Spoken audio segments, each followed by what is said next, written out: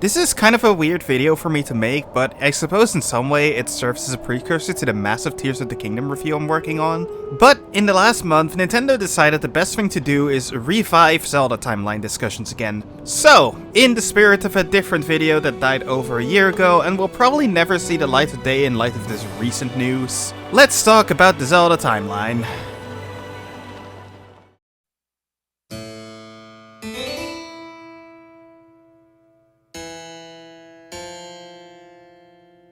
So as a little bit of history, for as long as I can remember, there were always at least some theorists out there that were trying to piece the Zelda timeline together using nothing but context clues from the games. Some worked, some definitely didn't. At the time, I was a pretty simple-minded kid, and I just thought it was cool when they referred to Ocarina of Time and Wind Waker. But I never really even thought to try and connect the Minish Cap in all of, this.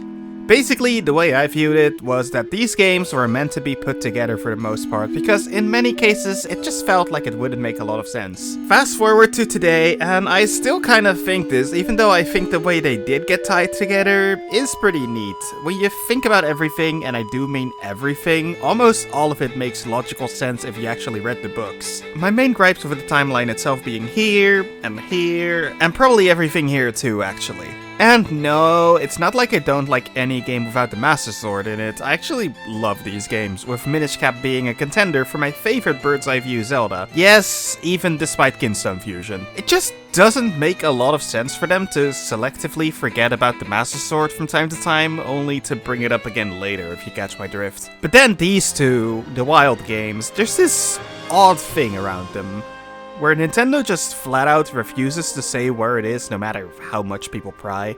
This has been annoying, but before Tears came out, I kinda just figured, it's probably more fun to keep people guessing. But then it just kind of kept going, and as a community with some developer hints, some theories were made, we get some new lore books. And as we get closer to a supposed truth, we eagerly await where all these hints lead us.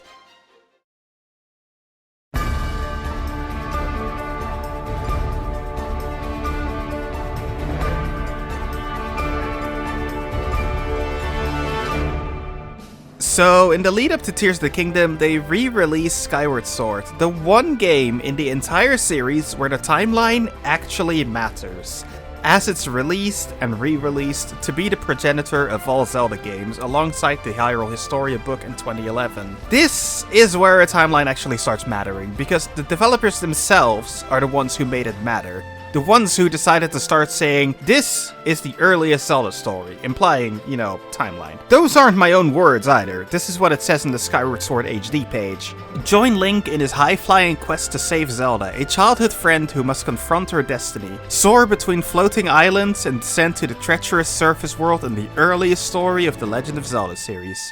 You see what I mean? From releasing Hyrule Historia to keeping an updated timeline on their website and various other sources, to continuing to use the timeline to market things, I can no longer agree with the notion that the timeline doesn't matter because, well, they made it matter. They did that themselves. Which is why, to me, it's so frustrating when the developers themselves admit that they don't really consider the chronology when making games. Not only is this liable to create inconsistencies, which they themselves then need to justify in some way, but it shows that they themselves don't actually care about the timeline, and it causes the timeline itself to feel like just a marketing ploy. It gets people talking, after all. So this leads us to where we are now with Tears of the Kingdom, a time travel story that travels to an ancient past to find the origins of Hyrule. But probably not that Hyrule. No, a new Hyrule. But not that new Hyrule. A third Hyrule. With a new Ganondorf and a new legend to uncover. It's a reboot in every sense of the word. A reboot that refuses to be acknowledged as one so that they can continue shoehorning in references and continue baiting the timeline discussions. Which,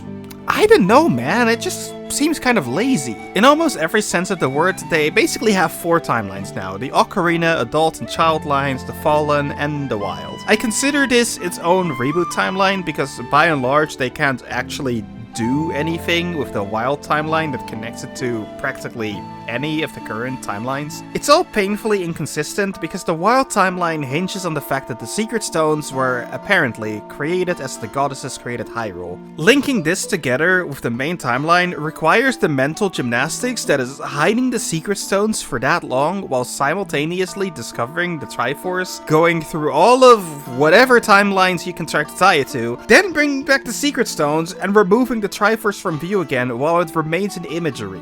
Ganondorf himself is also a contradictory appearance, with creating a champion stating that the one who became the Calamity is also the last Gerudo King, which, in the lore of the games, is already shared by Ocarina of Time Ganondorf, which has evidence within the confines of the main timeline, specifically thanks to Four Swords Adventures, where a new Ganondorf pops up and isn't crowned king just for having male chromosomes. What's bothersome is that it's in written record that there hasn't been one since the one who became the Calamity. It's not exactly open to interpretation. The thing is, when you make it so that the story only works by placing it so far into the future that literally anything can have happened, by all accounts, that's just a reboot with extra steps.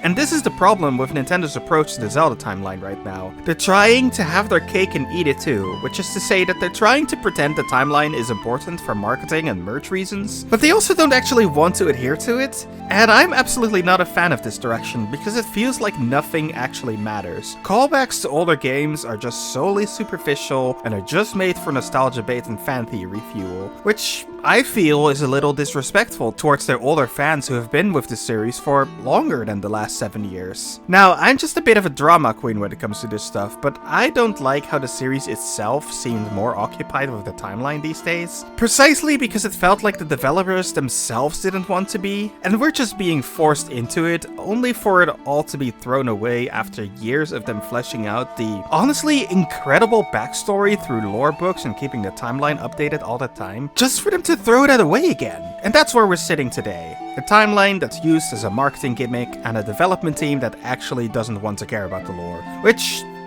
is fine by me.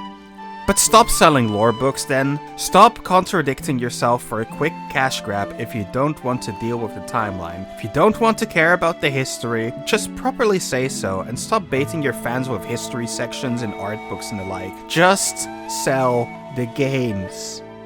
But I don't know. Let me know what you think.